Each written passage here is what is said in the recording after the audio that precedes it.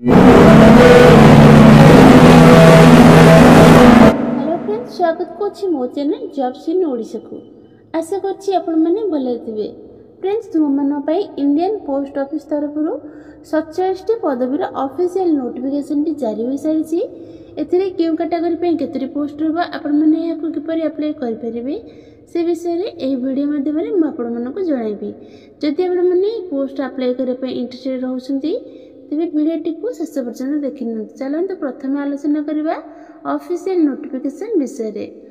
Friends, जदि आपण माने निज निज जिल्ला रे आसुथिबा एही भली नुआ नुआ गवर्नमेंट जॉब न्यूज़ पाए पई चाहउछंती तेबे आम चैनल टी को सब्सक्राइब करंतु, वीडियो को लाइक करे पे भूलंतु नहीं। तो फ्रेंड्स, आमे बेसी इंडियन पोस्टल ऑफिशियल नोटिफिकेशन मध्ये को एटा आपनकर ऑर्गेनाइजेशन नेम रहउची Indian Postal Payment Bank IPPB. Type of job आपनकर परमानेंट रहउची, कैटेगरी आपनकर पोस्टल जॉब रहउची, नेम ऑफ द पोस्ट आपनकर एग्जीक्यूटिव रहउची, एप्लीकेशन मोड आपनकर ऑनलाइन माध्यम रे एहा को अप्लाई करि परिबे। Who can apply? All India रो कैंडिडेट्स माने अप्लाई करि परिबे। प्लेस ऑफ पोस्टिंग आपनकर ऑल इंडिया रहइबो। लास्ट डेट आपनकर 5 अप्रैल 2024 आपनकर लास्ट डेट रहउची। जेंडर आपनकर बोथ मेल एंड फीमेल एठारे अप्लाई करि परिबे। Indian Postal Payment Bank IPPB requirement 2024 eligibility criteria देखि नियंतु। फर्स्ट एजुकेशनल क्वालिफिकेशन देखि नियंतु। एठारे आपनकर एजुकेशनल क्वालिफिकेशन ग्रेजुएशन दरकार रहउची। वैकेंसी डिटेल्स देखि नियंतु। बिहार रे आपनकर 5टी पोस्ट रहउची, दिल्ली रे आपनकर 1टी पोस्ट रहउची, गुजरात रे आपनकर 8टी पोस्ट रहउची, हरियाणा रे आपनकर 4टी पोस्ट रहउची, झारखंड रे आपनकर 1टी पोस्ट रहउची, कर्नाटक रे आपनकर 1टी पोस्ट रहउची, मध्य प्रदेश रे आपनकर 3टी पोस्ट रहउची, महाराष्ट्र रे आपनकर 2टी पोस्ट रहउची, ओडिशा रे 1टी पोस्ट रहउची, पंजाब रे आपनकर 4टी पोस्ट रहउची, राजस्थान रे आपनकर 4टी पोस्ट रहउची, तमिलनाडु रे आपनकर 2टी पोस्ट रहउची, उत्तर प्रदेश रे आपनकर 11टी पोस्ट रहउची। एज लिमिट आपन देखिया गले एटी आपनकर 21 रे 45 वर्ष एज लिमिट रहउची।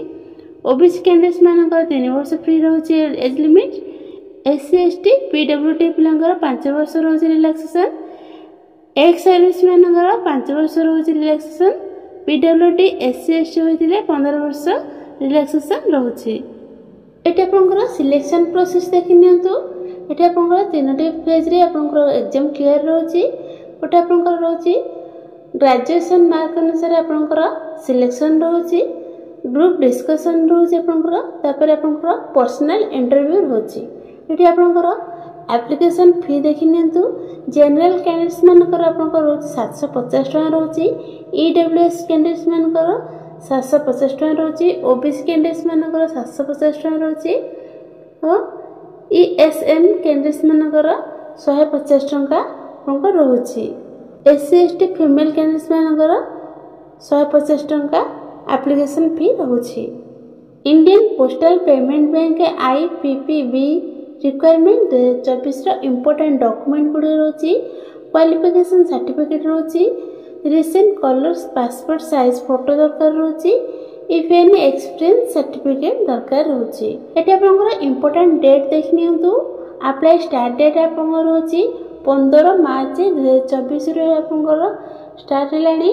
आपनकर लास्ट डेट रहउची 5 अप्रैल 2024। आपनकर लास्ट डेट रहउची 5 अप्रैल 2024। तो जो माने ए पोस्ट पई इंटरेस्टेड रहउछंती तेबे एबे अप्लाई कर नियंतु।